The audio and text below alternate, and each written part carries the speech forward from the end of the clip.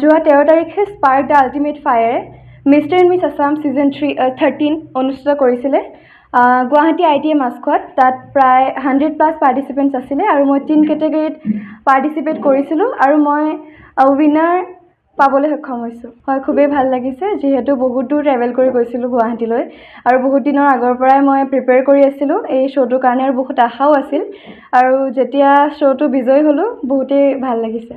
Namaskar, my name is Tanushree Hazarika. I read in class 1. My school name is Orient Academy. যোৱা 13 তাৰিখে Guwahati ITA মাছখোৱাত অনুষ্ঠিত হৈছিল এখন সৌন্দৰ্য প্ৰতিযোগিতা অনুষ্ঠিত কৰিছিল অৰ্গেনাইজাৰ ৰিজু মিলাৰে।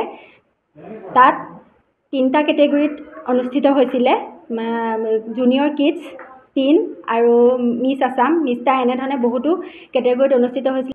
কিডছৰ জুনিয়ৰ শাখাত তনুশ্ৰী হাজৰিকাই উইনাৰৰ খিতাপ লাভ কৰিবলৈ সক্ষম হৈছিল। লগতে 3 কেটেগৰীত মনস্বিনী কাকতিয়ে উইনাৰৰ খিতাপ লাভ কৰিবলৈ সক্ষম হৈছিল।